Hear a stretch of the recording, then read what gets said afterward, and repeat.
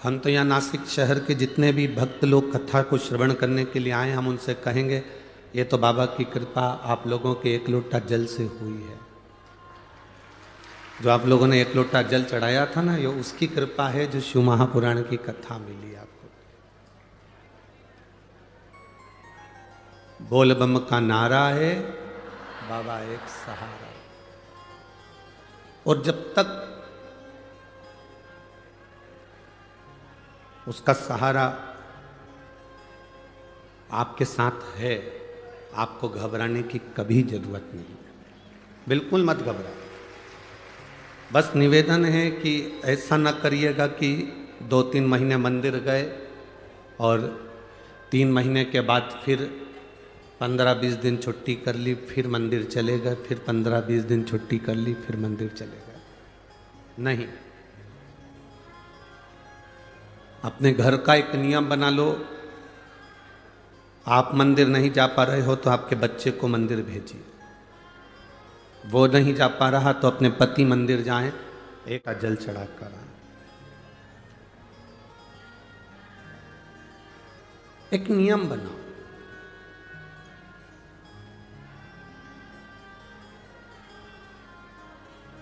जैसे घर के दरवाजे में थोड़ी सी सरंग हो जाती है, घर का दरवाज़ा थोड़ा सा खुला रह जाता है, घर के दरवाजे में कोई जगह रह जाती है, घर के अंदर कोई खिड़की में कोई सरंग रह गई, कोई जगह रह गई, तो उसमें से चूहा अंदर घुस जाता है। बोलो सही है कि गलत है? बोलो बोलो, जम के बोलो। छिपकली अंदर घुस जाती है,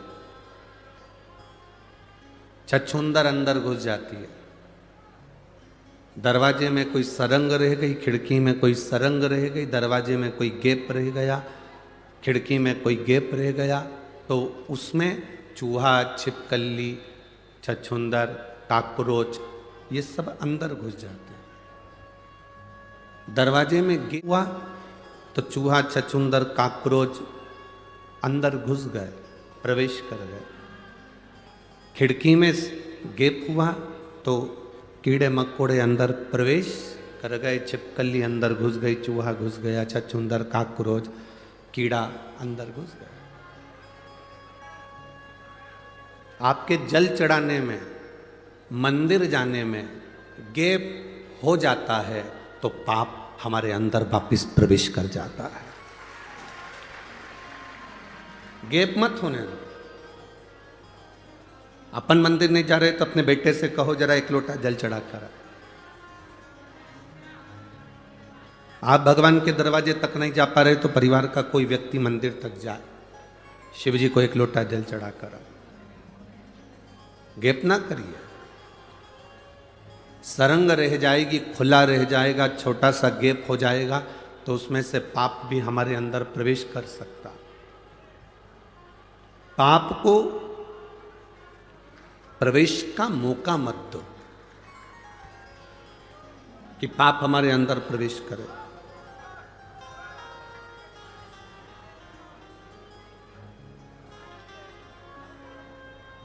अपने पुण्य का हिस्सेदार कोई नहीं होता, अपने पाप का हिस्सेदार कोई नहीं होता, सब हमारा ही है। 2 चीजें ऐसी हैं जिसका हिस्सा कभी नहीं हुआ। एक मां का दूध और दूसरा आपने जो माला जपी, भगवान का भजन किया उसका।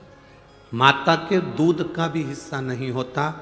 जब माँ अपने बच्चे को दूध पिलाती है तो आंचल को ढाक कर, पल्लू से ढाक कर दूध पिलाती है, और जब कोई भजन करता है तो हाथ को ढाक कर भगवान का भजन करता है। क्योंकि माँ जब बच्चे को दूध पिलाए तो वो भी नहीं दिखना चाहिए, और जब आप भगवान का भजन करें तो वो भी नहीं दिखना चाहिए। ये दोनों छुपे रहना चाहिए।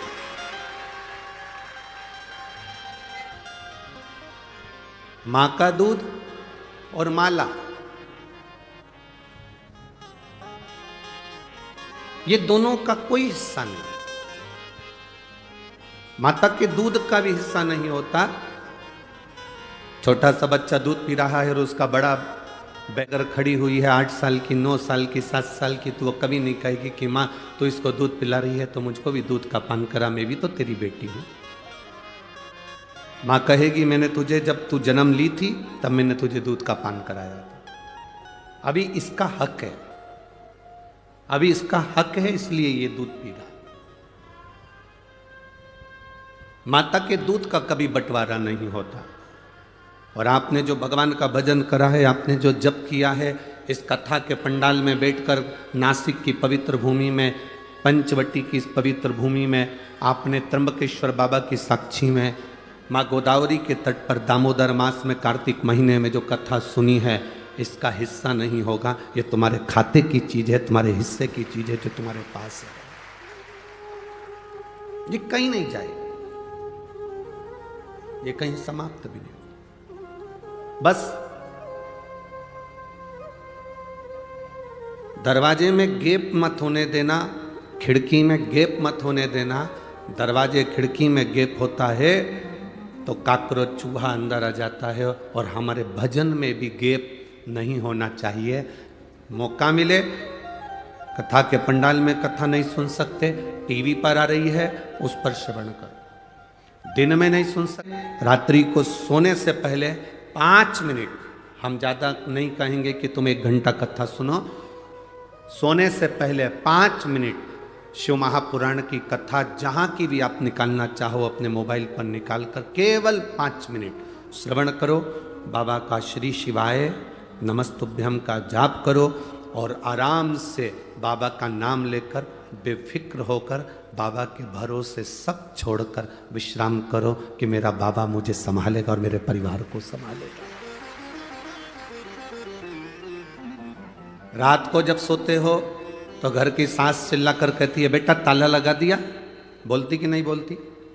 तुम अपने बच्चों से कहते हो दरवाजा बंद कर आया कि नहीं आया, रसोई घर का दरवाजा बंद करा कि नहीं करा, बिल्ली घुस जाएगी, चूहा घुस जाएगा, ये काम करा कि नहीं करा। रात को आप बोलते हो लाइट बंद कर सोना, सारे हॉल की लाइट बंद करना, बाहर की लाइट बंद करना, पानी की मोटर बंद करी कि नहीं करी, ये काम करा कि नहीं करा, वो काम करा कि नहीं करा। आपकी सास भी आपसे कहती है, आप अपने बच्चों से कहते हो, कोई पति पत्नी से कहता है, पत्नी कभी पति से कहती है।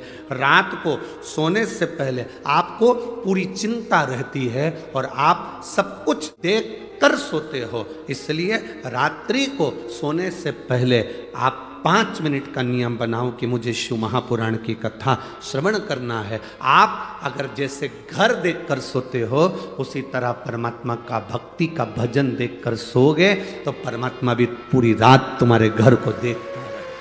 आप उसके भरोसे।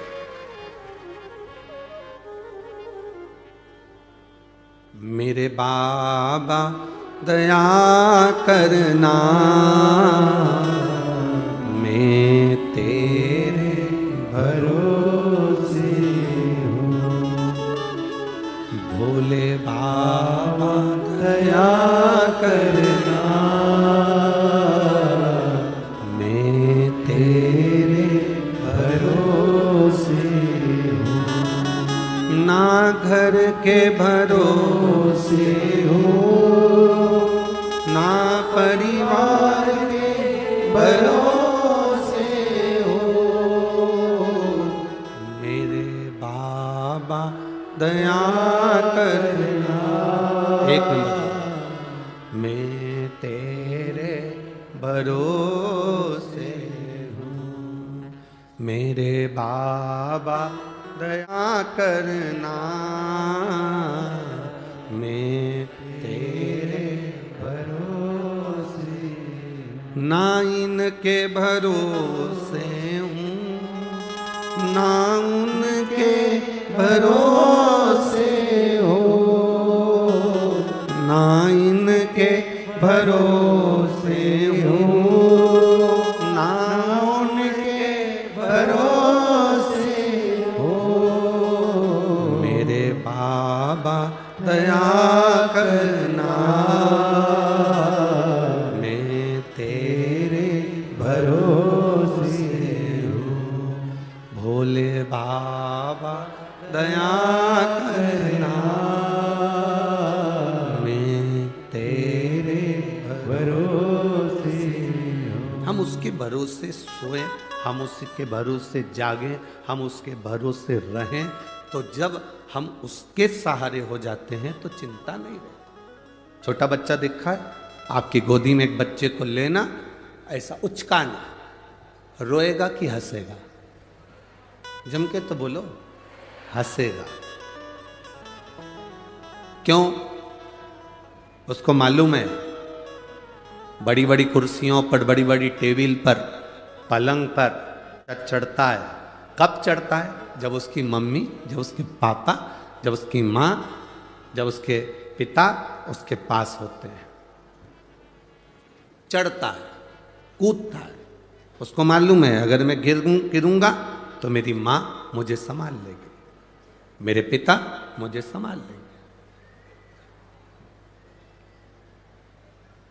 एक हवाई जहाज जा रहा था और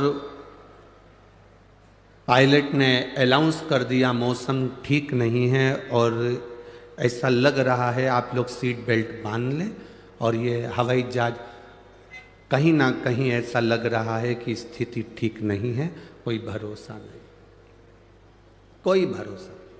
सब ने सीट बेल्ट बांध लिया, हवाई जहाज चल रहा था। एक बच्ची 6 साल की गेम खेल रही थी, टॉफी खा रही थी।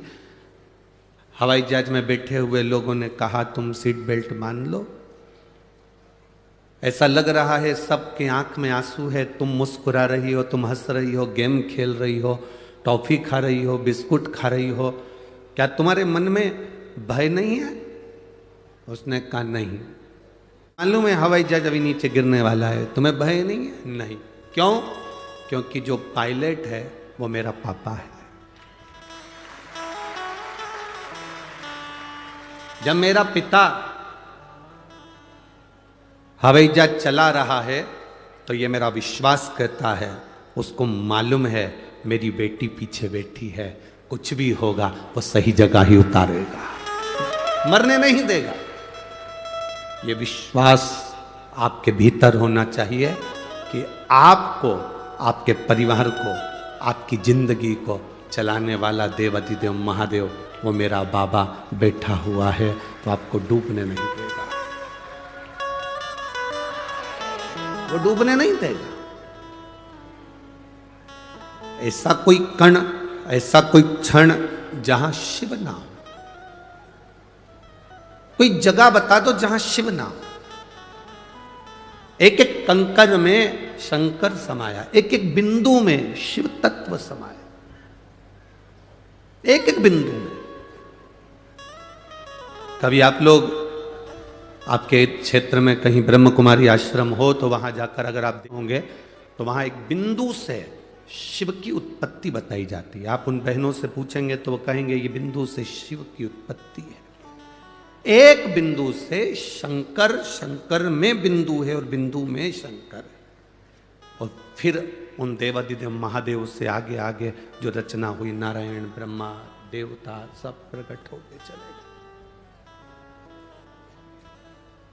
उस बाबा को पहचानना, शिव को जानना बहुत कठिन है। जो जान गया वो जानने के बाद फिर गलती नहीं करा।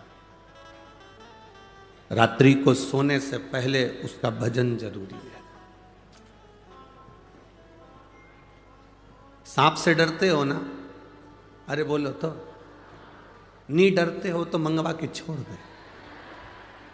सांप से डरते हो तो पाप से भी डरा करो। जब सांप से भय लगता है तो पाप से क्यों नहीं लगता?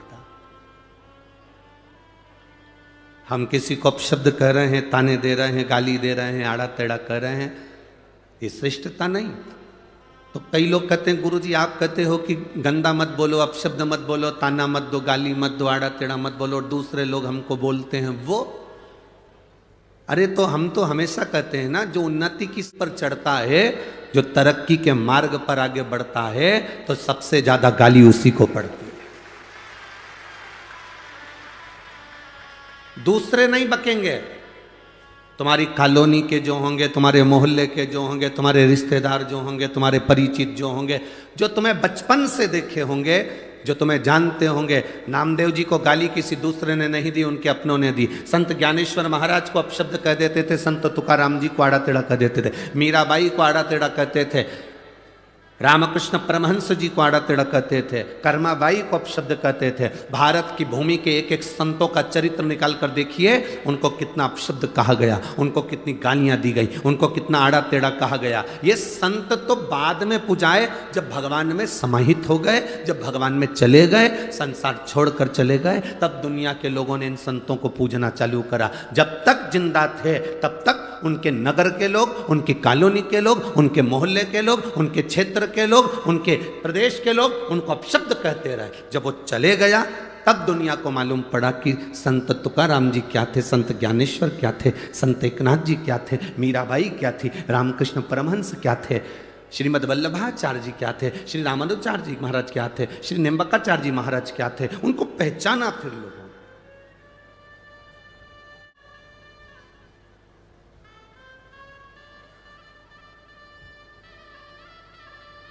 चर्चा किसकी होती है?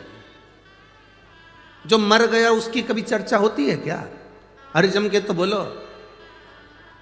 जो जिंदा है, जिसकी हस्ती है, जिसको लोग जानते हैं, उसी की चर्चा होती है। जिसकी हस्ती ही नहीं, जिसको लोग पहचानते ही नहीं, लोग उसको कुछ नहीं कहते।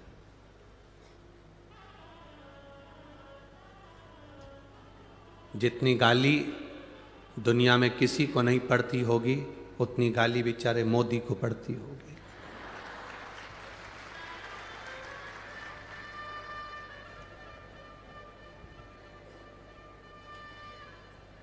सारे विपक्ष शब्द अपशब्द कहते रहते। तुम्हें तो जरा सी कोई गाली दे दे तो तुम मुंह फुला के बैठ जाओ, उसके बाद भी उसके चेहरे पर सल नहीं आता, प्रसन्नता में अपना कार्य कर कर आगे बढ़ता जाता है।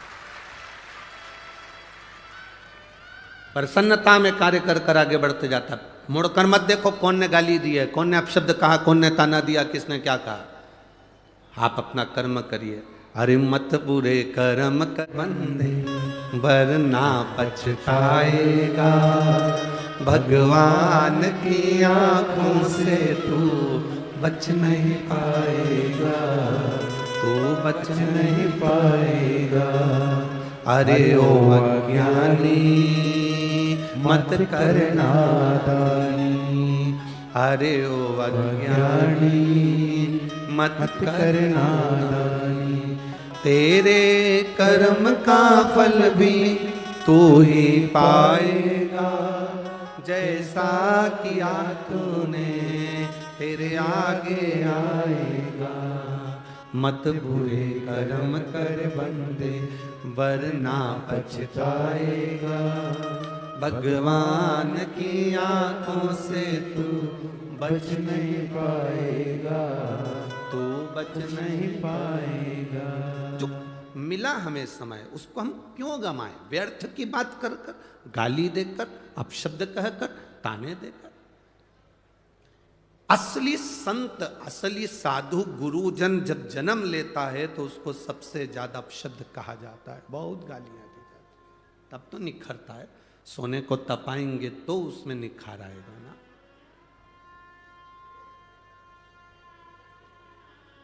जब तक निखारेंगे नहीं तब तक उसका रस तत्व प्राप्त नहीं होगा। मीराबाई जहां रहती थी, आसपास के लोग मीरा को गालियां दिया करते थे, अपशब्द कहते थे। कर्मा जहां रहती थी वहां लोग उनको अपशब्द कहते थे। जो आता था वह हंसी उड़ा कर ताना देकर उनके चित भी उनको अपशब्द कह देते थे। बाद में चले गए जब उनके महत्व को जाना कि मीरा, कर्मा, नरसिंह मेहता, नामदेव, ध्रुव, प्रहलाद क्या थे। प्रहलाद को अपशब्द कहे, ध्रुव जी को अपशब्द कहे। जब चले गए तब मालूम पड़ा कि ये थे क्या, है क्या।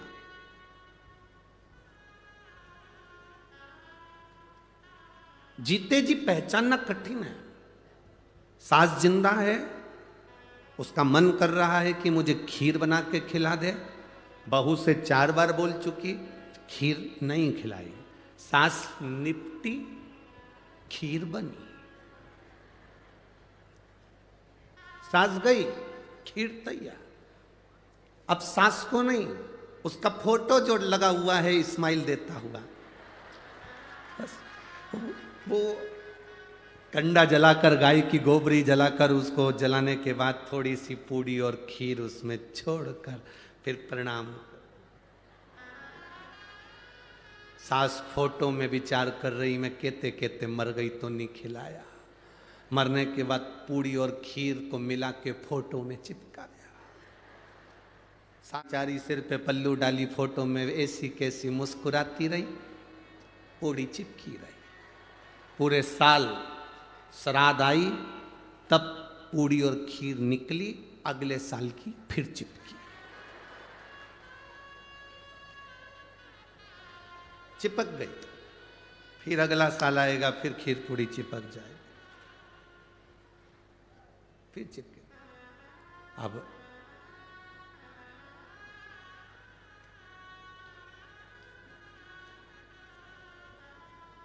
हमारा तो केवल इतना सा निवेदन है, जब तुम्हारे बच्चे दुकान पकड़ ले, जब तुम्हारी बहू रसोई घर पकड़ ले, तुम्हारे बच्चे अच्छे से दुकान चलाने लगे, काम करने लगे, तुम्हारी बहू अच्छे से रसोई घर में भोजन बनाने लगे, घर संभालने लगे, जब तुम्हारे बच्चे दुकान पकड़ लें, तुम्हारी बहुएं तुम्हारा घर रसोई घर पकड़ लें, तब तुम हाथ में पानी का लोटा पकड़ लो और माला पकड़ लो।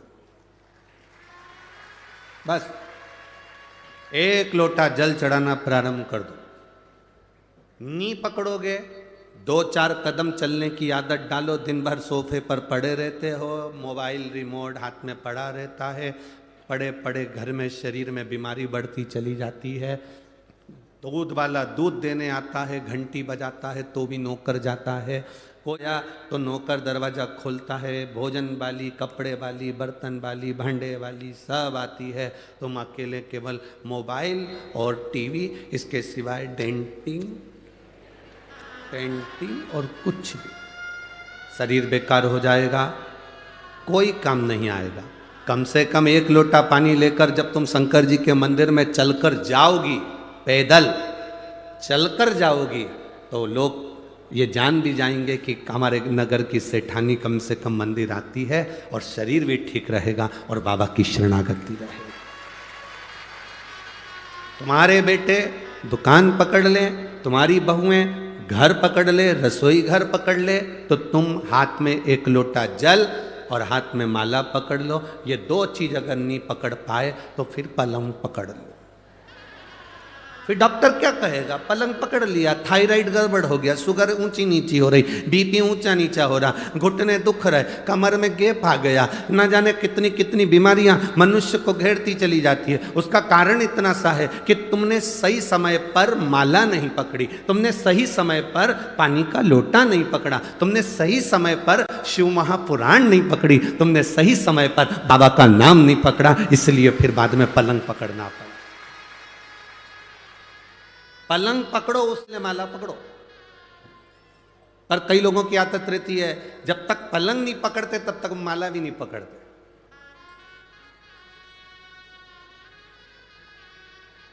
डॉक्टर ने कहा थोड़ा घूमा करो, कितना घूमती हो?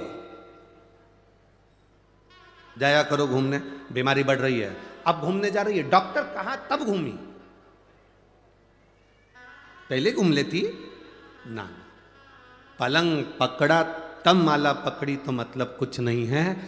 एक उम्र होती है, उस उम्र में एक मोड़ आता है और उस मोड़ में सावधानी की जरूरत होती है। बचपन और बुढ़ापे के बीच का जो मोड़ है, कई लोग कहते हैं जवानी में तो घुमा फिरा जाता है, कमाया जाता है, देहड़ी में तो धंधा पानी देखा जाता है, भगवान का कोई भजन करा जाता है। ये मोड़ है जिंदगी का।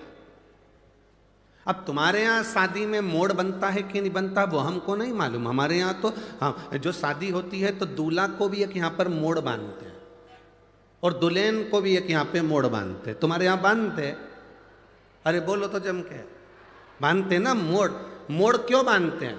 और मोड़ बांधते हैं तो मोड़ बांधने का कारण केवल इतना है कि अब तो ये मोड़ तेरे सर पर बांधा गया है, बहू के सिर पर मोड़ बांधा गया है। मोड़ बांधने का मतलब ये है कि अब तुम्हारी लाइफ में, तुम्हारी जिंदगी में एक मोड़ आने वाला है, उस मोड़ में सावधान रहना, नहीं तो जिंदगी नर्क हो जाएगी। इसलिए मोड़ बांधा जाता है। जैसे ही आप यहां से जाओ, नासिक से जाओगे, अगर आप सीहोर के लिए जाओगे तो बीच में बहुत सारे मोड़ पड़ेंगे, तो लिखा रहता है मोड़ है सावधान। कहीं कहीं लिखा रहता अंधा मोड़ है सावधान। बोलो पढ़ा कि नहीं पढ़ा तुम लोगों ने? पढ़ा? मोड़ सावधान हो जाओ, ब्रेक हाथ में रखो, गियर का ध्यान रखो, गाड़ी की स्पीड कम करो।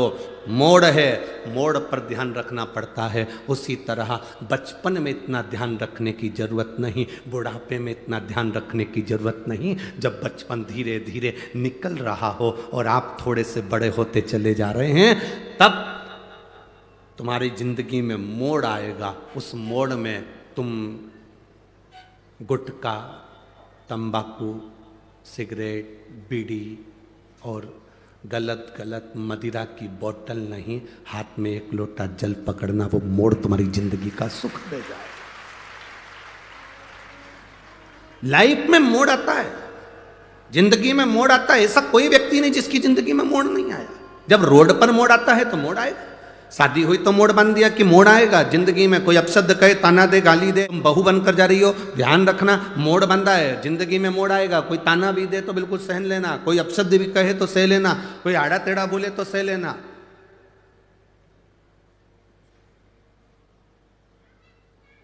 कहीं इधर उधर भटकना मती।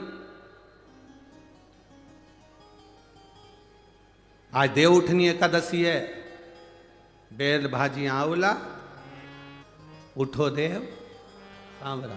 देवता उठेंगे, तुम्हारे यहाँ के भी देवता बहुत सारे उठेंगे और बहुत शादियां होंगी, बहुत शादियां, विवाह चालू आज से हो जाए। उनको समझाना जिंदगी में मोड़ आए तो सावधान रहना। आते मोड़। माता अहिल्या को देखकर ब्राह्मण की धर्म पत्नियों ने अपशब्द कह दिया, जब उनके बस की नहीं रही। अब देखो, माता अहिल्या के पास में रहती हैं ब्राह्मण, उनके नजदीक में रह रहे हैं ब्राह्मण और ब्राह्मण की पत्नियां, बिल्कुल लगा हुआ घर है। कोई संत, कोई सतगुरु के पास में जो रहता है, फिर वही कथा कह रहे हैं, स्मरण में रहे। तीन को समझाना सबसे कठिन काम है। एक अपनी पत्नी को, दूसरा अपने पुत्र को और तीसरा अपने पड़ोसी को। समझाना कठिन है। पत्नी को समझाना भी कठिन है, पुत्र को समझाना कठिन है।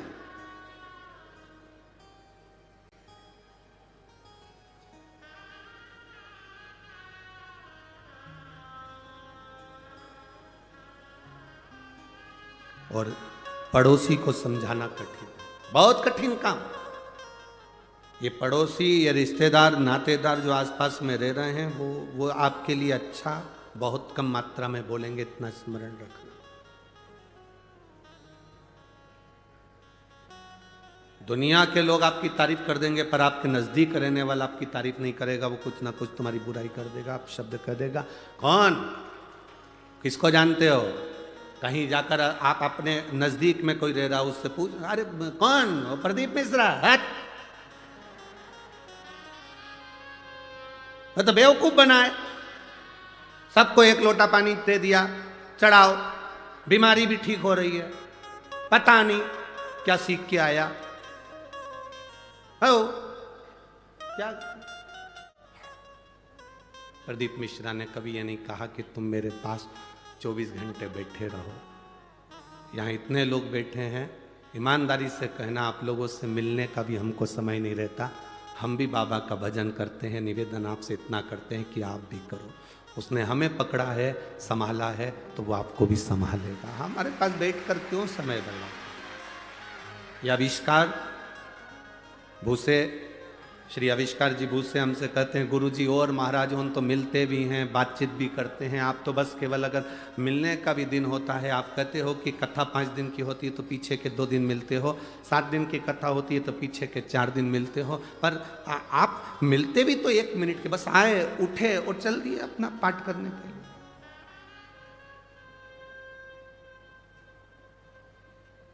अच्छा ईमानदारी से बोलो, तुमको हम समय देंगे,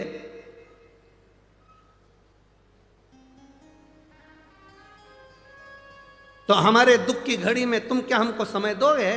सब अपने अपने खेत में, दुकान पर, नौकरी में लगे रहोगे। उसको समय देंगे तो वो हमारी दुख की घड़ी में हमारे सामने खड़ा मिलेगा, तकलीफ की घड़ी में वो खड़ा। पर आपकी आदत ऐसी होगी, तुम अपने रिश्तेदार को समय देते हो बहुत, शादी में समय देते हो बहुत, फैशन में समय देते हो बहुत, खाने में समय देते हो बहुत, जितने स्टॉल लगे हैं शादी में सब निपटाते हो सब। भले पानी पूरी के लिए मुंह कितना ही चौड़ा करना पड़ा, पर खाते जरूर, समय देते। श्रृंगार में समय दिया, रिश्तेदार को समय दिया, परिवार को समय दिया, बेटे को समय दिया, बेटी को समय दिया, कुटुंब को समय दिया, सबको समय दिया। और एक बार एक्सीडेंट हो गया, कहीं बीमारी आ गई, वेंटिलेटर पर पड़े हो, वेंटिलेटर पर पड़े हो, बीमारी आ गई, एक्सीडेंट हो गया, तकलीफ आ गई, कष्ट आ गया, आखिरी का समय पलंग पर पड़े हो। अब अंदाजा लगाना कौन कितना समय दे रहा। बेटियां भी बांट लेती हैं, तू मम्मी को देखने कब जाएगी, तू 8 दिन चली जाना, फिर पीछे के 8 दिन में चली जाऊंगी क्योंकि बच्चों की एग्जाम है। भैया, बड़े भैया को कहा तुम चले जाना, छोटे ने कहा कि एक काम करना, 8 दिन में हॉस्पिटल में रह लूंगा, 8 दिन तुम रह लेना। जिसको तुमने समय दिया पूरी जिंदगी, पड़ोसियों को समय दिया, वो कौन से हॉस्पिटल में बैठ गए। जिसको समय दिया, आजमा कर देखना, तुम पर जब दुख आता है, उस दुख की घड़ी में जितने रिश्तेदार सब मुंह मोड़कर बैठ जाते हैं। और जिसको तुमने समय नहीं दिया, मेरे देव अधिदेव महादेव को, मेरे शिव को, मेरे बाबा को, जिसको तुमने समय नहीं दिया, केवल एक जरा सा समय दिया था, एक लोट जल चढ़ाना है। अपने नासिक में शिव पुराण की कथा हुई, जैसे भिंड में होने जा रही है 28 तारीख से, फिर जलगांव में होने जा रही है 5 तारीख से। ऐसे तुम अपने नजदीक में अगर शिव पुराण हो रही है, अपने नजदीक में शिवालय है जहां तुम अपना समय दे रहे हो, ये समय तुम अपनी डायरी में लिखकर जरूर रखना कि मैं 1 घंटे पहले कथा में पहुंची थी, वहां पहुंचकर मैंने श्री शिवाय नमस्तुभ्यम का जप किया, प्यासे को पानी पिलाया, घर से 4 रोटी बनाकर ले गई थी, अचार का फिंगर बनाकर, पुंगा बनाकर, गुट्टा बनाकर अपनी अपनी पड़ोसन को दे दिया था, उन्हें खाया, पानी पिया, उसका पुण्य मेरे खाते में है। मैंने बाबा को समय दिया, बाबा ने मेरी दुख की घड़ी में, आखिरी में डॉक्टर कह देता है अब मेरे बस की बात नहीं है, मेरे हाथ में नहीं है। डॉक्टर जब कह दे कि अब तेरे हाथ में नहीं है, अब उसके हाथ में है, मतलब समझ लेना अब उसने आपको अलग से समय दिया। और थोड़े बहुत भी ठीक हो गए तो समझ लेना उसने आकर संभाल लिया था, समय दे दिया था, समय दिया उसने। एक व्यक्ति मिलिट्री में सर्विस करता,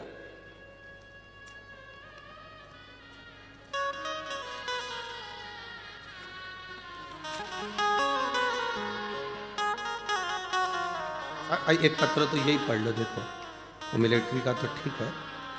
मैं चित्रा ईश्वर देसी, रहने वाली हूँ कालाराम मंदिर के पास, पंचवटी, नासिक।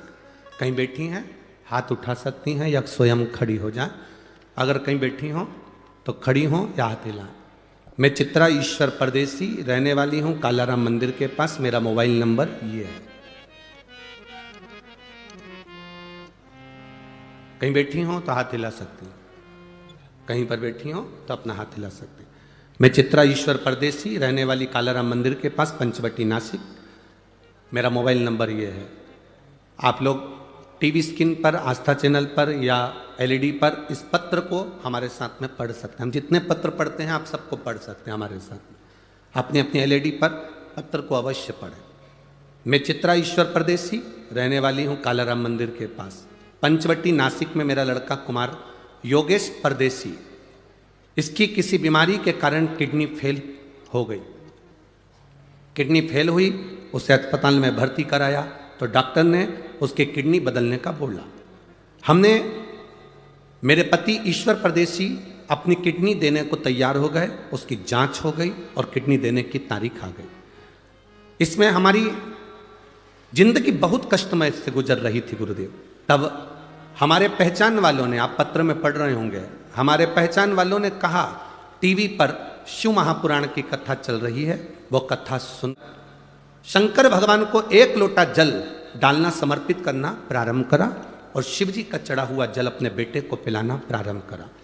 बेटे की किडनी बदलना थी, उसके डायलिसिस होते थे, इतने डायलिसिस होते थे कि 2 दिन के अंदर डायलिसिस का क्रम चलता था। अब किडनी बदलने की तारीख आ गई। एक बार वापिस डॉक्टर के पास उनको ले जाया गया। डॉक्टर देखकर अचंभे में पड़ गया, आश्चर्य में पड़ गया कि इसकी किडनी ने काम करना प्रारंभ कर दिया और डायलिसिस भी बंद हो गया, दवाई भी नहीं खाती, डायलिसिस भी बंद हो गया और बाबा ने उसको संभाल लिया। दीदी ने एक लाइन बहुत अच्छी लिखी है, ओ भोला सब दुख काटो, ओ भोला सब दुख काटो। इसमें लिखा डायलिसिस पूर्ण तरह से बंद हो गया, उसकी दवाई बंद हो गई और मेरे बेटे की किडनी ने काम करना प्रारंभ करा। अब वो बहुत अच्छे से सब कार्य कर रहा है, कोई चिंता नहीं। ये शिव भक्ति। कौन आया उस समय पर? पिता अपनी किडनी देने को तैयार हो गया, माँ अपनी किडनी देने को तैयार हो गई, परिवार में टेंशन आकर खड़ा हो गया। डॉक्टर के हिसाब से बीमारी बड़ी थी, किडनी चेंज होना थी, पर बाबा भरोसा करा, आपने उसको समय दिया। ए मेरी नासिक की जीजियों और मेरे नासिक के जीजाओं, सावधानी रखना। आप अगर देवाधिदेव महादेव को समय दे रहे हो, आप शंकर भगवान को समय दे रहे हो, शिव महापुराण में समय दे रहे हो, जाकर पंडाल में बैठकर कथा का रसतत्व ग्रहण कर रहे हो, टीवी पर मोबाइल पर कथा को श्रवण कर रहे हो, आपने अपने कीमती समय में से थोड़ा सा समय अगर मेरे बाबा को दिया है तो ये निश्चित है अंत समय प्रभु आना पड़ेगा, वचन दिया तो निभाना पड़ेगा।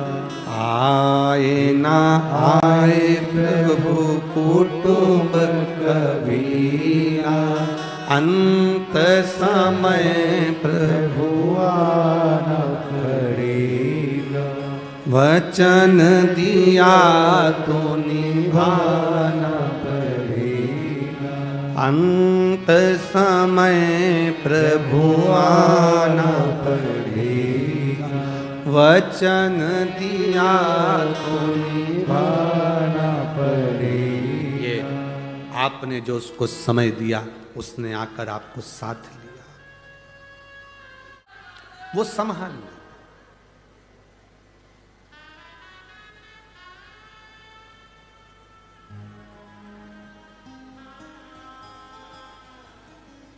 सारी समस्या का हल।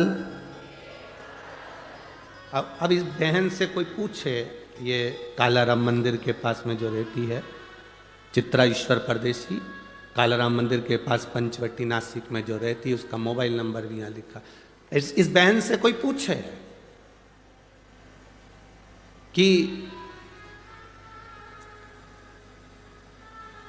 ऐसा कभी हो सकता है डॉक्टर के हिसाब से कि किडनी बदलने जा रही हो, डायलिसिस चल रहे हो और वो सब ठीक हो सकता है? क्यों नहीं हो? जब आप भगवान के भरोसे रहते हो, उस पर सब कुछ छोड़ देते हो। एक पत्र में एक पुलिस, एक भाई मिलिट्री में जॉब करता था,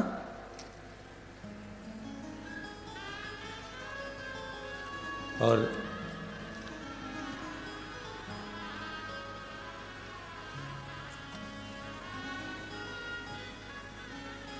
उर्मिला संदीप बड़गुजर, नासिक पार्थुड़ी फाटा मोबाइल नंबर ये है, कहीं बैठी हैं तो हाथ हिला से, आप ही हैं? श्री शिवाय नमस्ते। मेरा पति संदीप बड़गुजर जो आर्मी में 19 साल कार्यरत होकर रिटायर हो गए, 5 साल से सरकारी नौकरी के लिए प्रयास किए थे कि गवर्नमेंट की कोई अच्छी नौकरी उनको मिले, पर कोई चांस 5 साल से नहीं लगा। तब मेरी माँ जो आपकी बहुत बड़ी शिव महापुराण की भक्त हैं, उन्होंने मुझसे कहा एक बार पशुपति व्रत कर। पति पत्नी दोनों ने मिलकर पशुपति व्रत किया, बाबा से प्रार्थना करी। पति कहते हैं क्या ऐसा हो सकता है, पशुपति व्रत का फल क्या मिल सकता है? ये व्रत तो हमने कभी सुना नहीं, 6 दिए का ये फल हमने कभी आज तक देखा नहीं।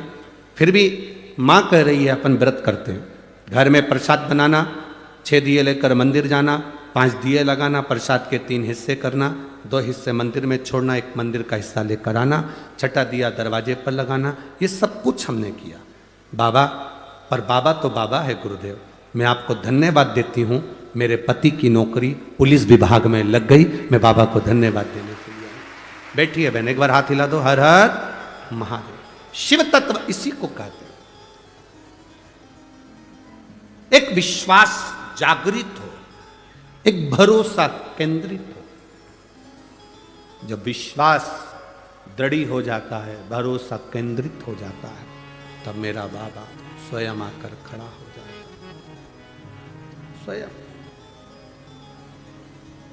लाखों के दुखड़े जो तू हर गया डमरू वाले, मेरे दुखड़ों को देख कर क्यों डर गया डमरू वाले।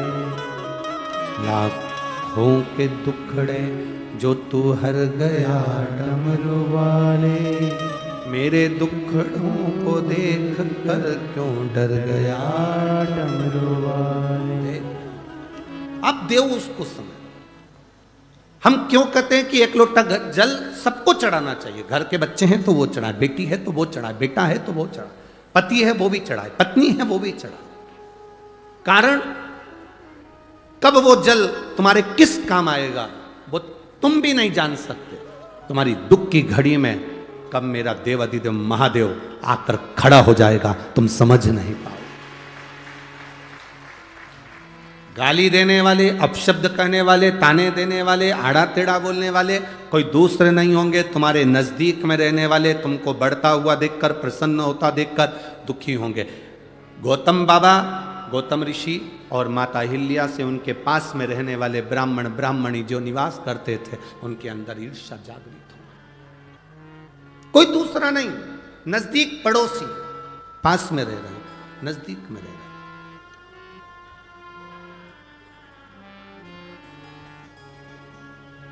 आप कभी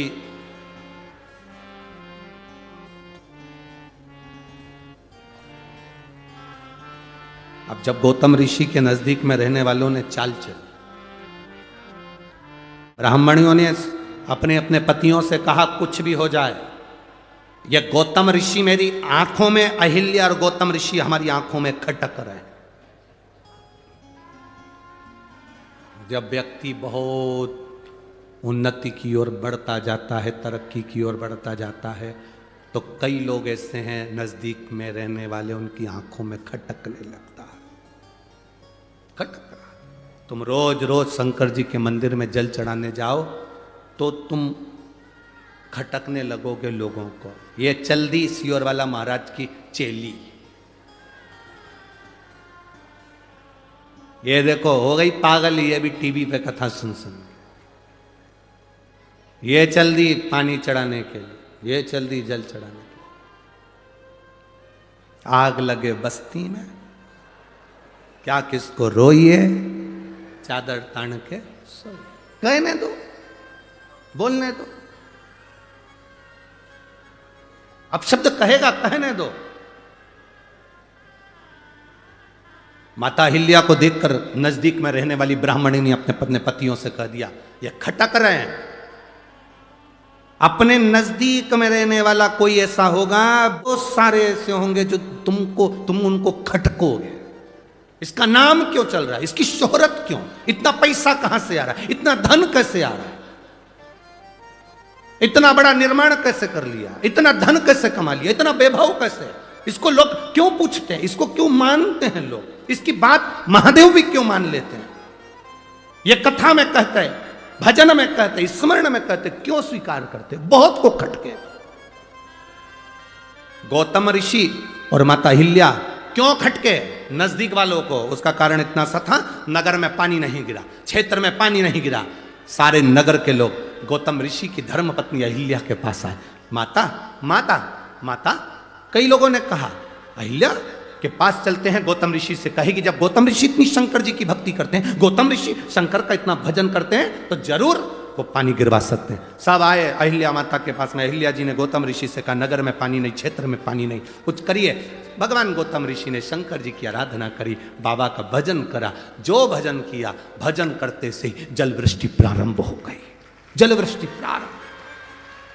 अब जल वृष्टि हो गई, चारों तरफ जय जय घोष हो गई, गौतम ऋषि की जय हो, माता अहिल्या की जय हो, धन्य है ऐसे ऐसे ऋषिवर धन्य है, ऐसी माता धन्य। पूरे नगर में हाहाकार मच गए, क्षेत्रों में हाहाकार मच गए, दुनिया के लोग गौतम ऋषि से मिलने के लिए आने लगे, उनको प्रणाम करने आने लगे, उनको नमन करने लगे, माता अहिल्या की जय जयकारी होने लगी, बड़ी सतीवान है, बड़ी पिता परमेश्वर को मानने वाली है, उसकी जय जयकार होने लगी। वो जय जयकार इन ब्राह्मण की पत्नियों को नहीं सुहाया, जो पड़ोस में रहते थे उनको नहीं सुहाया। तुम्हारी जय जयकार, तुम्हारी प्रबलता लोगों को नहीं सुहाएगी, पर तुम घबराना नहीं। पड़ोसन ने कह दिया ये खटक रहे, इनको निकालो।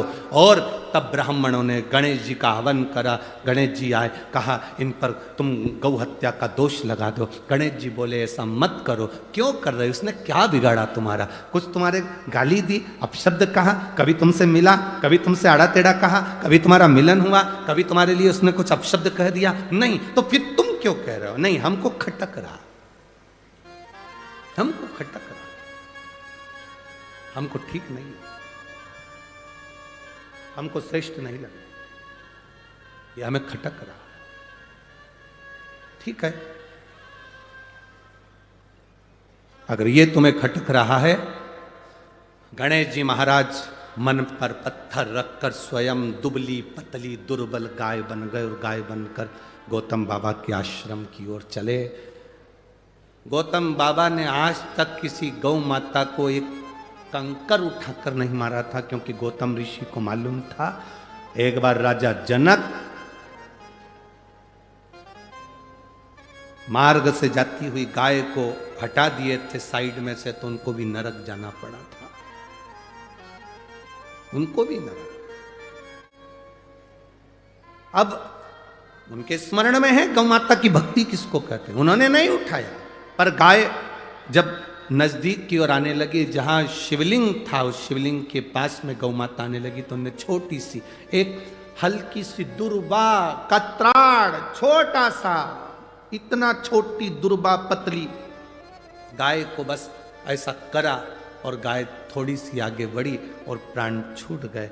सारे ब्राह्मण इकट्ठे हो गए, ये गौतम बाबा की गौ हत्या कर दी, इनको धक्के मारकर निकाल दो। निकालने की तैयारी हो गई, अब शब्द कहा, गौतम ऋषि की आंख में जल भर गए, अहिल्या देवी रोने लगी।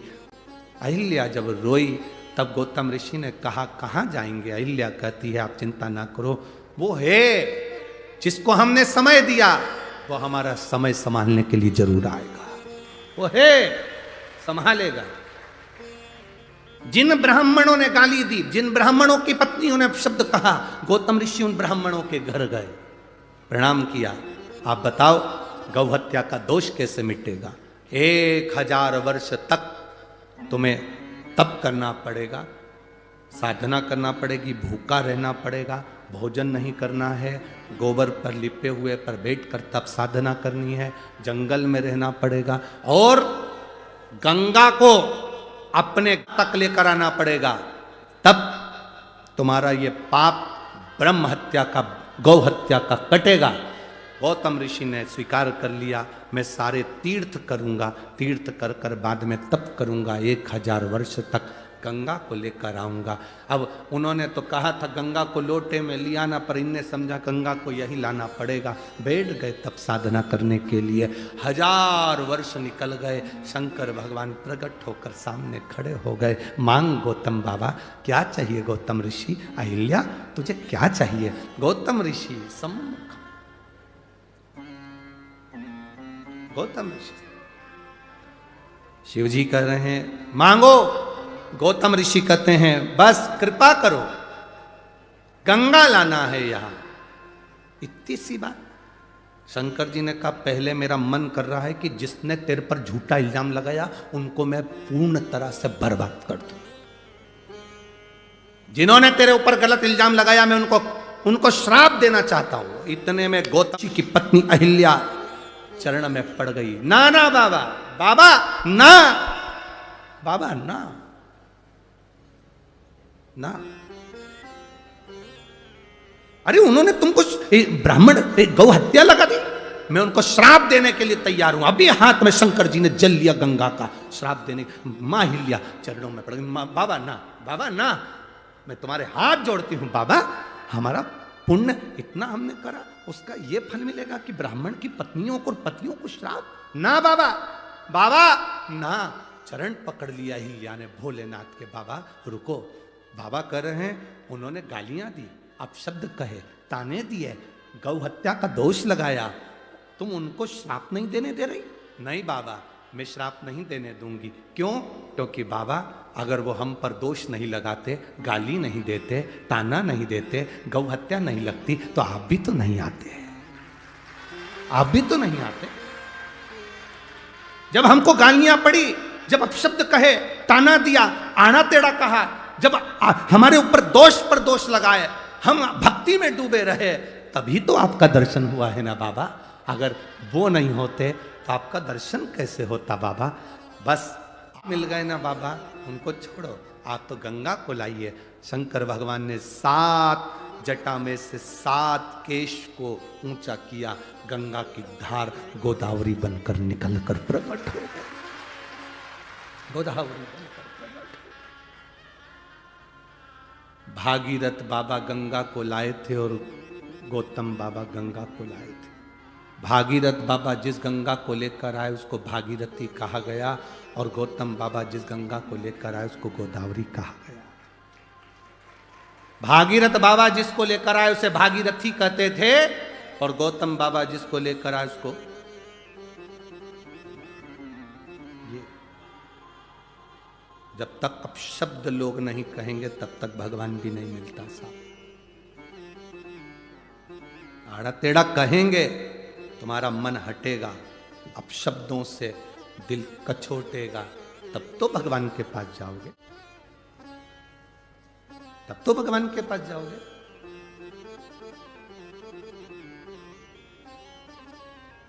भगवान के पास जीव जाता कब है? जब दुनिया का वो वहां पर अपन जाते हैं गंगा नहाने के लिए, वहां लिखा रहता हरिद्वार।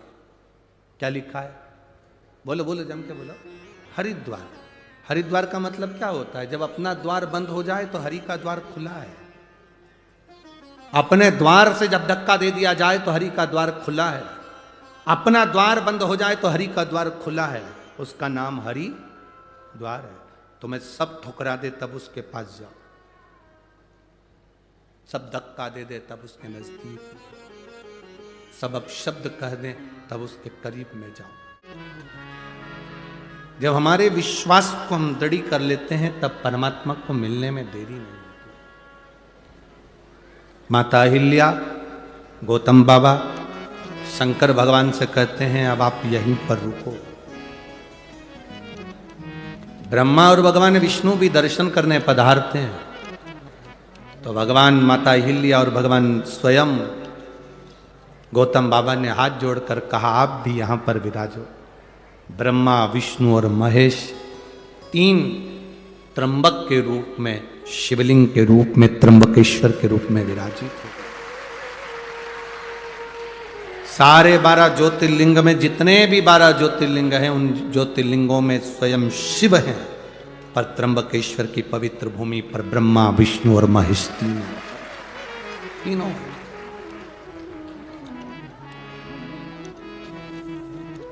कितने किस्मत वाले हो जी आप लोग। आपके भाग्य की सराहना हो कि त्र्यंबकेश्वर की पवित्र भूमि के नजदीक में रह रहे हो। अपने अपने घर जाकर एक बार राइनोन से नजर उतरवा लेना, ये शिव की कृपा है, ये बाबा की करुणा है। आप अगर शंकर के नजदीक में हैं तो आप भाग्यशाली हैं। शिव के नजदीक में अगर आप हैं तो आप भाग्यशाली हैं। बाबा तो बाहर रहता है, उसका नियम है। नासिक यहां रह गया, त्र्यंबकेश्वर वहां रह गया, दूर है वो शहर से, एकांत। आप लोग अगर कुबेरेश्वर धाम आए होंगे तो आप लोगों ने दर्शन करा होगा, सीओर 9-10 किलोमीटर उधर रह गया और कुबेरेश्वर बाबा इधर, कुबेर भंडारी इधर। आप में से कितने लोग हैं जो कुबेरेश्वर धाम कभी आए हो? आए हो सब लोग?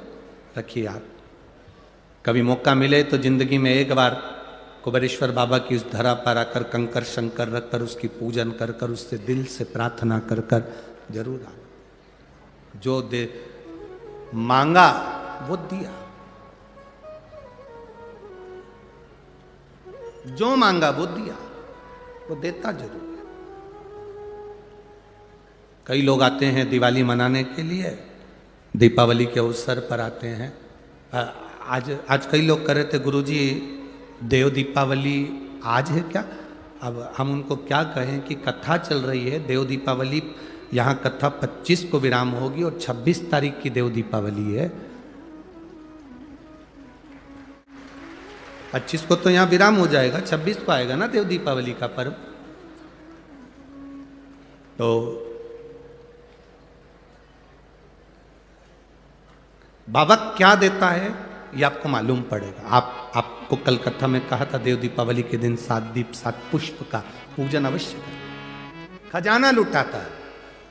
जैसे हमारे यहाँ कुबेरेश्वर धाम पर दिवाली के दूसरे दिन सुबह 9 बजे से 12-1 बजे तक खजाने का काम रहता है। बाबा का जो दीपावली का खजाना रहता है वो लुटाया जाता है, वो दिया जाता है। लोग उसको लेने के लिए दीपावली की रात्रि को वहाँ पहुँचते हैं, विश्राम करते हैं, लेते हैं, सुबह चले, फिर उसको अपने अलमारी तिजोरी में लोग रख ले, फिर पहुँच जाते हैं अगले साल। बाबा इतना भर देता, फिर पहुँच। शिव कृपा शंकर। एक पत्र आया है, मेरा नाम रुपेश आहिर है, मैं नासिक में राणा प्रताप चौक सिडकों का निवासी हूँ। कहीं बैठे हो तो हाथ हिला सकते हैं, अगर कहीं बैठे हो तो हाथ हिला सकते हैं। मेरा नाम रुपेश आहिर है, नासिक में राणा प्रताप चौक सिडकों का निवासी हूँ। कहीं बैठे हो तो हाथ हिला सकते हैं, अगर कहीं बैठे हो। इधर बैठे हैं क्या? दिख रहा है आपको? चैनल में आए? बच्चा लाए हैं क्या साथ में? बाबू आया है उनका?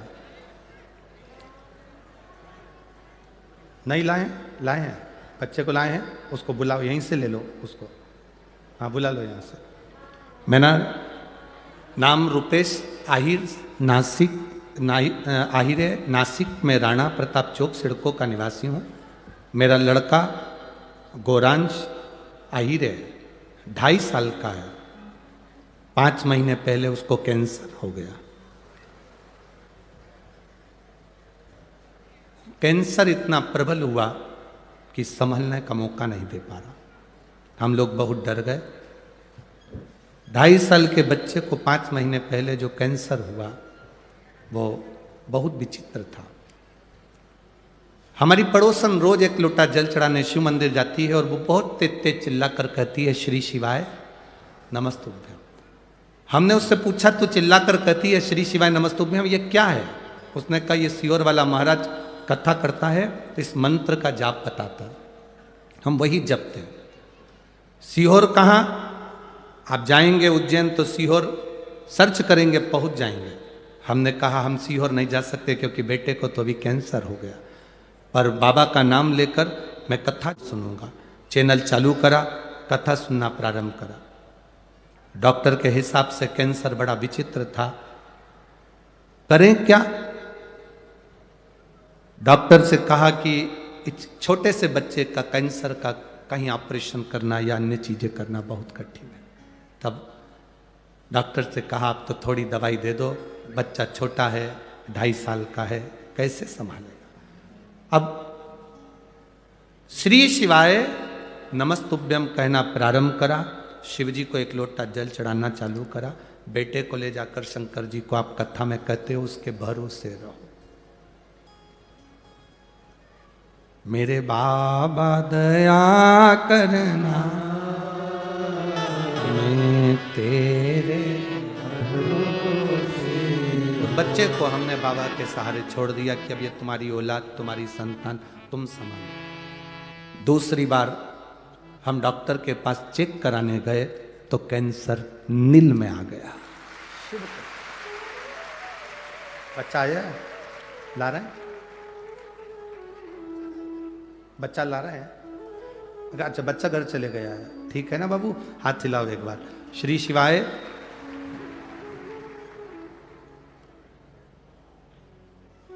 ये भेज बाबू को देना, ठीक है।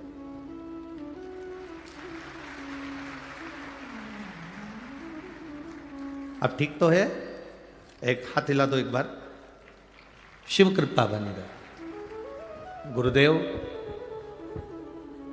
आप तो व्यासपीठ से कहते हो कथा, पर वो कथा नहीं रहती। गुरुदेव वो मेरा बाबा खुद कहता है और सुनता है, शिव कथा है, उसको सुनो। बैठिए बहन। श्री शिवाय नमस्ते।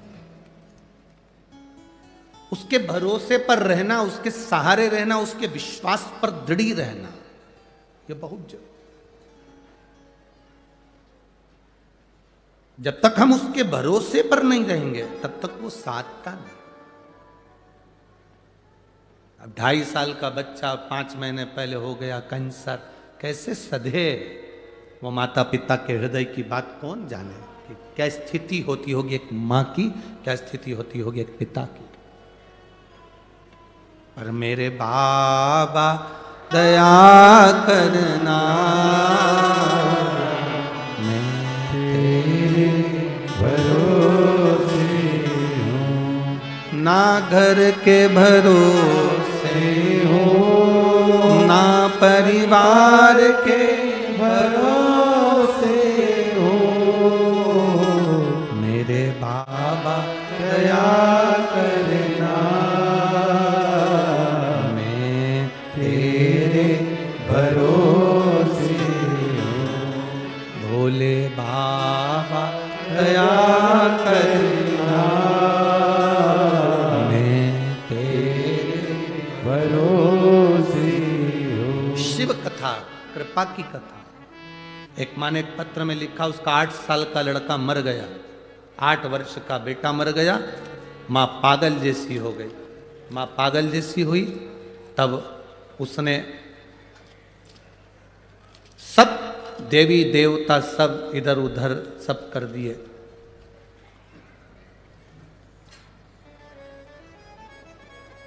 मैं मंगला ताराचंद महाले, मैं बाबा की का वर्णन करूं। मेरी बेटी किरण सोनवड़े सिडको, उसका 8 साल का एकलौता बेटा स्कूल में गिरने की वजह से मर गया।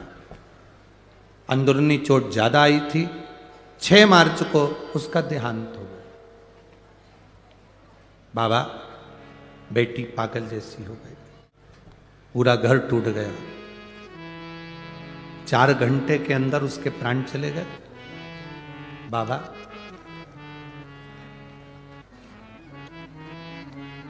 चार घंटे में उसके प्राण निकल गए। गुरुदेव, बेटी ने कहा मैं देवता नहीं पूछूं, भगवान का भजन नहीं करूं। उसी तारीख को जब मेरा बेटा गया है, मुझे वो ही बेटा वापिस चाहिए तो मानूं तेरे महादेव को, तो जानूं कि कुबेरेश्वर महादेव कुछ है, कथा में कुछ है। बाबा, मैं क्या वर्णन करूं, बाबा तो बाबा है। मैंने बेटी से कहा तो चिंता मत कर, बाबा जरूर देगा और कृपा जरूर करेगा। थोड़ा समय निकला, समय निकलने के बाद बेटी रोती रहती, बावरी जैसी हो गई। तब शिव जी के मंदिर में जल चढ़ाकर शंकर के शिवलिंग को हाथ लगाकर रोती रहती, मुझे मेरा बेटा चाहिए और वही चाहिए और उसी तारीख को चाहिए जिस तारीख को आपने लिया। बाबा की ऐसी कृपा हुई, मेरे 8 साल के बेटे का फोटो लगा रही हूं जो मरा।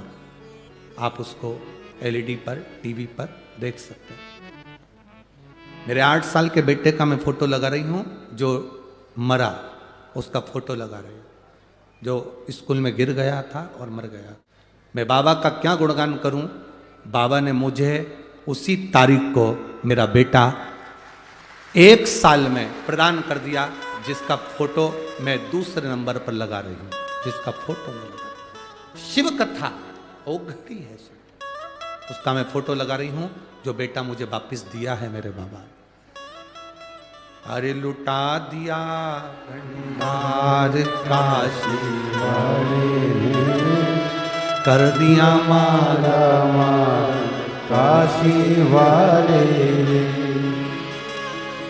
जो मांगा वो देता है, झोली वो भर देता है, जो मांगा वो देता है, झोली वो भर देता है, सबका साथ निभाता है, सबका साथ निभाता है, वो काशी का रखवाला है, वो काशी का रखवाला। जो मांगा वो दे दिया, भंडार भरना उसका काम।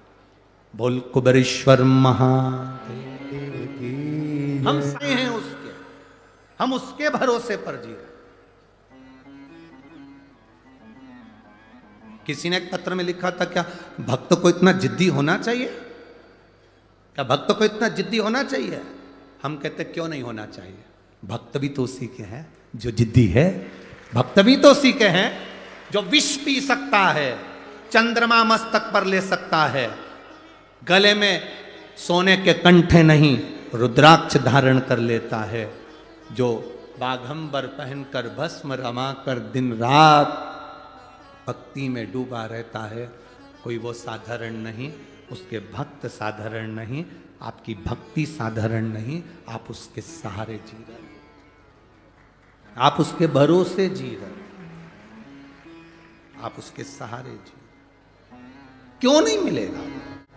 समय आता, आगे वर्णन किया है, बड़ा सुंदर संवाद कहा। आपकी भक्ति का जो बल है, आपका जो विश्वास, आपकी जो दृढ़ता, आपका जो आनंद, कहे माता अहिल्या स्वयं भगवान गौतम बाबा ने ब्रह्मा विष्णु और महेश तीनों को एकत्रित कर दिया इस पवित्र भूमि पर, पवित्र भूमि पर तीनों को, तीनों प्रकट। हमारे बीच में संत साधु महोदय पधारे हैं, एक बार जोरदार ताली बजाकर। ब्रह्म कुमारी की बहनें भी आई हुई हैं, उनका भी साधुवाद। सबके चरणों को नमन करता हूं।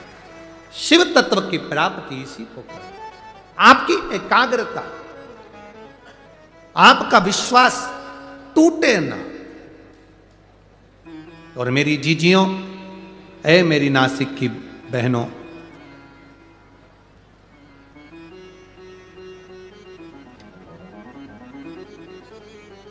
एक बात अपने जीवन में उतार कर रखना, और मेरे जितने नासिक के जीजा बैठे हुए हैं वो भी अपने भीतर उतारे, बेटियां बेटे भी अपनी जिंदगी में उतारे। आप कितने भी अप टू डेट बन जाओ, आप कितने भी विद्वान बन जाओ, आप कितनी भी पढ़ाई कर लो, कितने भी अफसर बन जाओ, पर इतना याद रखना कि अंत समय में, आखिरी में तुमने जितनी डिग्रियां प्राप्त करी है वो डिग्री काम नहीं आती। अंत समय में जो तुमने भजन करा है वो डिग्री काम आती है। तुम्हारे पास में कौन कौन सी डिग्री है वो तुम जानो। तुम कितने बड़े ओहदे पर बैठे हो वो तुम जानो। तुम्हारे पास में कितनी बड़ी पद है, कितनी बड़ी प्रतिष्ठा है वो तुम जानो।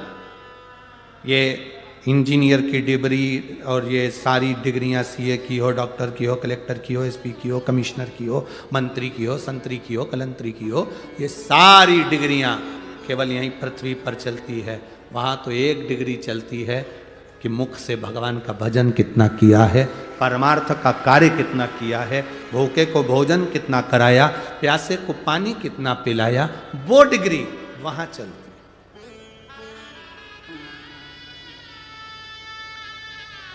तुम साड़ी पहन रही हो, दूसरे से पूछोगे ना तो वो दिन भर तुमको साड़ी पहने हुए भी साड़ी में कहीं ना कहीं तुमको गलतियां दिखा देंगे। थोड़ा नीचे करो, हाँ पाँव में दबा के नीचे करो, हाँ। फिर किसी से पूछो, देखना ठीक लग रही हूं ना, पीछे से थोड़ी सी नीची होगी, आगे से ऊंची होगी, नीचे करो। अब उधर से करी तो इधर से। फिर किसी से पूछो, अब ठीक है, पटली थोड़ी गड़बड़ है, अब इस डाल। अब ठीक लग रही। फिर किसी से, पटली तो ठीक है, नीचे से जो लटकन आ रही ना वो गड़बड़ है, उसको थोड़ी सी ऐसा खोद। फिर किसी से पूछो।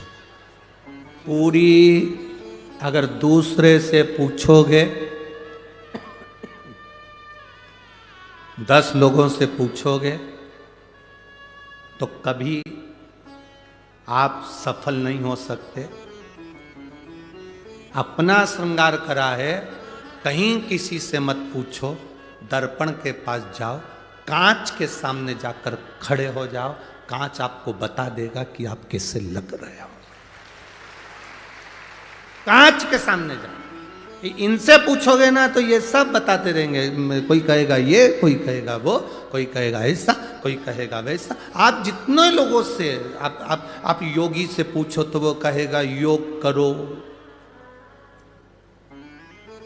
पंडित जी से पूछोगे तो कहेगा भगवान को पाना है तो यज्ञ करो, योगी से पूछो तो कहेगा योग करो, भोगी से बोलोगे तो कहेगा भोग करो, साधु से पूछोगे तो कहेगा सब छोड़कर तीर्थ करो। सबसे पूछ रहे हो मैं क्या लग रहा हूं, मैं कैसी लग रही हूं। शिव पुराण कहती है किसी से मत पूछो, दर्पण है शिव महापुराण की कथा, कांच है शिव पुराण की कथा। एक बार सामने जाकर बैठ जाओ, तुम्हारा मन करे पानी का लोटा उठाओ, मंदिर पहुंच जाओ, श्री शिवाय नमस्तुभ्यम मुख से 11 बार 21 बार प्रतिदिन निकालो, प्रतिदिन। दर्पण है शिव पुराण। दूसरे से पूछोगे वो बताएंगे क्या हो गया, मेरे को दुख है, दुख है ऐसा करिए, जाओ वहां जाकर भभूति लिया ना, वहां जाकर बेल बांध दिया ना, वहां नारियल बांध दिया ना। किसी के यहाँ गए, कहीं का कोई घूम रहा था, उससे पूछ लिया तुम बता दो मेरे को तकलीफ बहुत सारी है, उसने कह दिया तेरी पड़ोसन ने तेरे ऊपर कुछ करा है। अब पड़ोसन से संबंध अच्छे थे, बेचारी से बिगाड़ा हो गया। फिर किसी ने कह दिया तेरी बहू बुरी आ गई, किसी ने कहा बेटा ही बुरा हो गया, किसी ने कह दिया तेरी बहू मायके से करा के लाई थी इसलिए तू बीमार पड़ गई। बस व्यर्थ की बातें दिमाग में भर लिए, कचरा इकट्ठा कर लिया। तुमने सबसे पूछा मैं कैसी लग रही, मैं कैसी लग रही, मैं कैसी लग रही। एक बार शिव पुराण में पहुंच जाती, एक बार दर्पण के सामने खड़ी हो जाती, मालूम पड़ जाता सब व्यर्थ है। ये सारा ढोंग प्रपंच कहीं नहीं। कोई कहे तुमसे कि किसी ने तुम्हारे ऊपर कुछ कर दिया, किसी ने कह दिया तुम्हारे ऊपर तुम्हारी बहू ने कुछ कर दिया, किसी ने कह दिया सास ने कुछ कर दिया, किसी ने कहा मेरी दुकान उसने बंद कर दी, किसी ने कहा उसने ये बंद कर दिया। अगर ये तंत्र मंत्र काम करते होते तो दुनिया के लोग सबसे पहले वो दिल्ली में। तुम्हारी तो छोटी सी दुकान है, बड़ी बड़ी कंपनी के मालिकों पे नहीं करते लोग बात। इतना पैसा, करोड़ों का धन, वैभव, सत्ता सब कुछ है ना, किसी की सामर्थ्यता नहीं आपके भाग्य के आगे। जो दुख लिखा है तो दुख भोगना पड़ेगा, और सुख लिखा है तो सुख भोगना पड़ेगा। और इतना याद रखना, दुख की घड़ी में अगर तुम दर्पण के सामने खड़े हो, तैयार होते समय दर्पण के सामने खड़े हो, दर्पण सब सत्य बता देगा। दुख की घड़ी में शिव महापुराण की कथा में बैठ गए, शंकर के दरवाजे खड़े हो गए तो वो दुख काट देगा। कोई नहीं काटेगा, केवल एक शिव।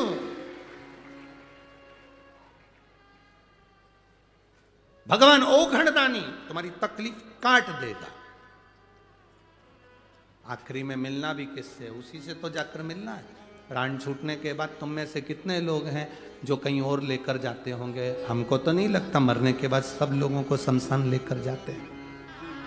नासिक में और कहीं ले जाते हो 5 स्टार होटल में तो बात दूसरी। तुम्हारे यहां मरने के बाद लोगों को अगर कहीं क्लब मिलब में ले जाते हो तो बात दूसरी। वाटर पार्क मरने वाले को लेकर जाते हैं? अरे बोलो तो जम के। नहीं हो सकता है नासिक की मेथड अलग हो, डिजाइन अलग हो। यहाँ मरने वाले को हमारे यहाँ हम 5 स्टार होटल में लेके पहले उनको सुला देते हैं, फिर सब पार्टी मनाते हैं, इसके बाद उनको आखिरी में तुम कहीं 5 स्टार ले जाओ, सुपर ले जाओ, चाहे टिंकल स्टार, तुम्हारी मर्जी पड़े जान ले जाओ, पर आखिरी में मुर्दे को तो शमशान ले जाना ही पड़ेगा। और शमशान में कोई दूसरा मिलने वाला नहीं। एक जिसको श्राप लगा था दक्ष प्रजापति का, शिव तुझे श्राप देता हूं, तू शमशान में निवास करेगा। शंकर भगवान कहते हैं मुझे कहीं जाना ही नहीं पड़ेगा, आखिरी में सब मुझसे मिलने यही आ जाए। क्या करूंगा?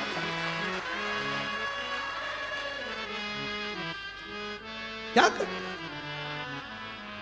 पार्वती जी ने शिव जी से एक बार कहा था, देखो प्रभु सब इधर उधर जाते हैं, लक्ष्मी जी भी जाती है, सरस्वती भी जाती है, इंद्राणी भी जाती है, इंद्र भी जाते हैं, विष्णु भी जाते हैं, तुम कहीं नहीं जाते। भगवान शंकर के मैं जाकर करूंगा क्या? सबको यहीं आना है, मैं जाकर क्या करूंगा? शमशान एक ऐसी जगह है, व्यक्ति कितने भी गंदे कपड़े पहनकर मरा हो, आखिरी में उसको नहलाकर, इत्र लगाकर, तैयार कर, डेंटिंग पेंटिंग कर, फिर अच्छे कपड़े में लपेट कर लेकर जाए।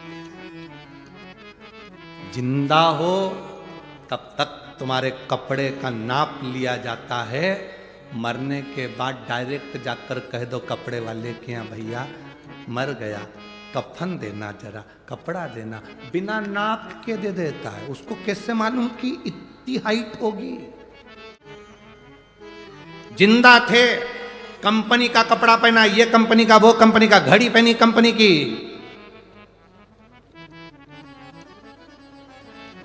जो ऑटो पे लगाते हो ना तुम लोग लाइन खींच के, वो भी कंपनी का, कंपनी का, कंपनी का, सब चीज कंपनी की, बिंदी भी कंपनी की। केवल जीते जी कंपनी याद रखी, नहीं ब्रांड का पहनूंगा, ब्रांड का पहनूंगा, कंपनी का पहनूंगा। मरने के बाद भी लिख के जाना रेमांड का पिना। मरने पर नहीं मालूम कौन सी कंपनी का कपड़ा उड़ा दिया, कौन सी कंपनी का सामान लगा दिया। तब तो कोई कंपनी याद नहीं आई।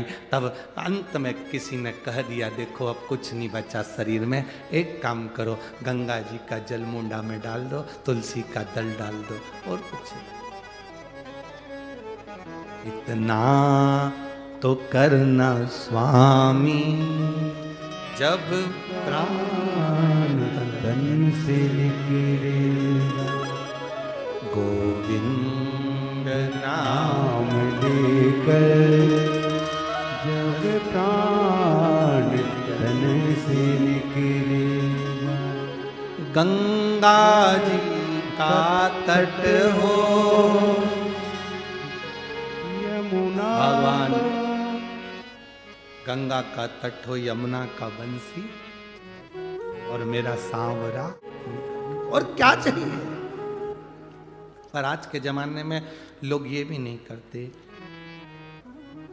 पास में छोरी खड़ी हो,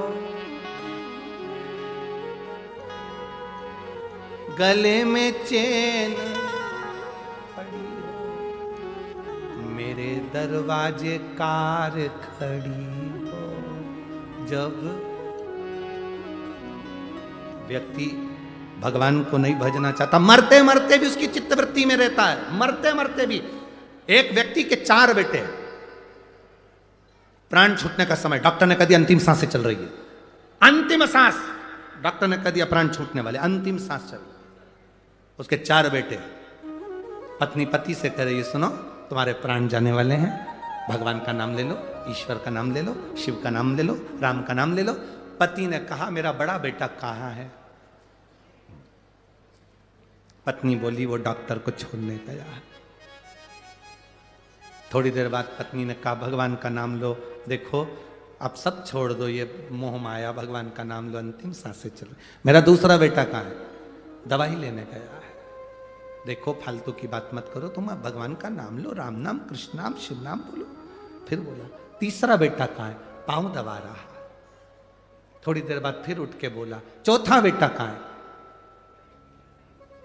बस तुम्हारे लिए नारियल लेने गया है। इतने में मरता हुआ व्यक्ति उठकर बोला चारों की चारों यही मर रहे हैं तो दुकान पर कौन गया है? दुकान पर अंत समय प्राण छूट रहे, दुकान याद आ रही, भजन नहीं याद आ रहा, राम नाम कृष्ण नाम शिव नाम याद नहीं आ रहा, अंत समय में भी दुकान याद आ रही। कैसे भजन हो? कैसे? शिव कथा कह रही है। षडानंद कार्तिकेय का जन्म हुआ। षडानंद कार्तिकेय को प्रकट करने का कारण केवल इतना था, तारकासुर का वध करना था। तारकासुर जो शिव का उपासक है, शंकर का उपासक, शिव की भक्ति में जो डूबा हुआ है वो तारकासुर है। अब लोग कहते हैं असुर है, राक्षस है। हाँ, असुर है, राक्षस है, पर भगवान का भजन करता। राक्षस भी शिव जी को भजते हैं। हाँ,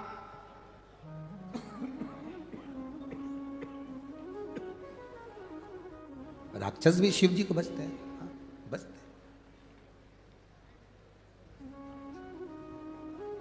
अच्छा अच्छा तो सब अपनाना चाहते हैं।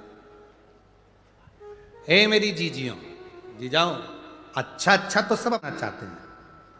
ताजी रोटी तो सब खाना चाहते हैं, बासी कौन खाएगा?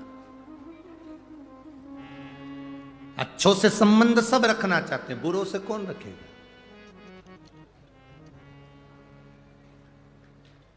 जब अच्छे कपड़े तुम पहनना पसंद करते हो, अच्छा भोजन करना पसंद करते हो, अच्छे घर में रहना पसंद करते हो, तो अच्छे से भगवान के मंदिर जाना भी तो प्रारंभ करो, तो ये सब अच्छा मिलना प्रारंभ हो जाए।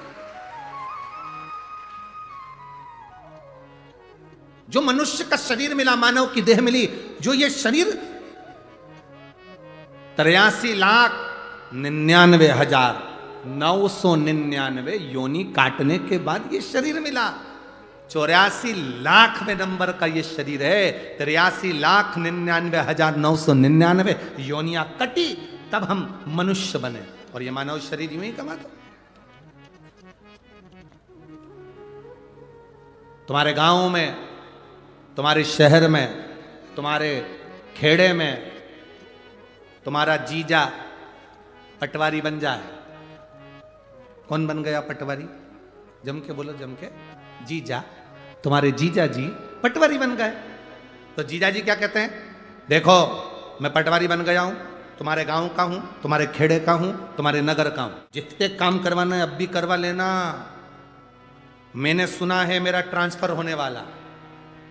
तो तुम क्या करोगी? जल्दी जल्दी, जीजा जी पटवारी हैं, जल्दी जा खसरा निकलवा, जमीन के कागज निकलवा, जो करवाना अब भी करवा लो, क्योंकि जीजा जी, बोलो बोलो जम के बोलो, पटवारी हैं। और जीजा जी ने कह दिया जो करवाना अभी करवाओ, ट्रांसफर हो जाएगा मेरा तुरंत, थोड़े दिन के बाद मेरा ट्रांसफर होने वाला है, इसलिए तुम्हें जो करवाना है, अभी मैं पटवारी हूं तो कर लूंगा। जितना अच्छा अच्छा काम करवाना है, जितना तुम्हें काम करवाना है अब भी करवाओ, फिर मेरा ट्रांसफर हो जाएगा। उसी तरह भगवान के भक्त कहते हैं अभी मेरा मनुष्य का शरीर मिला है, मतलब मैं पटवारी हूं। जितना दान करना है कर लो, भजन करना है कर लो, पुण्य करना है कर लो, नाम जाप करना है कर लो, फिर मेरा ट्रांसफर हो जाएगा। ये शरीर गया, ट्रांसफर हुआ, फिर ना भजन कर पाओगे, ना कीर्तन कर पाओगे, ना नाम जाप कर पाओगे, नाम स्मरण कर पाओगे, भगवान की भक्ति कर ही नहीं सकते। तारकासुर के हृदय में शिव समाहित है। बड़ी सुंदर लीला है तारकासुर और षडानंद कार्तिकेय जी की। जिस तारकासुर के 3 पुत्र हुए थे, जिन्होंने 3 पुरियों का निर्माण करा था, शंकर जी ने उनका संहार करा था, तो त्रिपुरारी शिव। बड़े सुंदर सुंदर संवादों का स्मरण।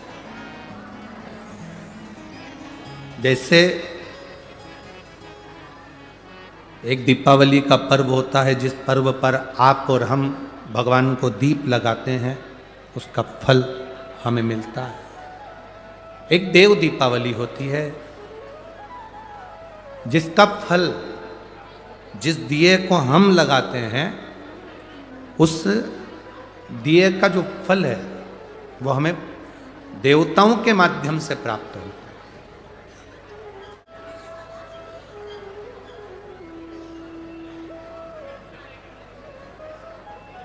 जब हम देव दीपावली पर दिया लगाते हैं तो उसका जो फल है, जब हम दीप प्रज्वलन करते हैं या हम दिया लगाते हैं तो उसका जो फल होता है शिव की आराधना का या अन्य पर्व मनाते हैं, तो उसका फल स्वयं 33 कोटि देवता प्रदान करते। 33 कोटि। वो साधारण नहीं होता, उसका फल मिलता जरूर। शिव महापुराण की कथा कर रही है, भगवान शंकर का संवाद करता है। आप एकाग्र चित्त से जो भी अनुष्ठान करते हैं, जो आप मन लगाकर विश्वास रखकर जो अनुष्ठान, जो पूजन, जो अर्चना करते हैं, उसका फल मिलता जरूर। वो खाली नहीं जाता।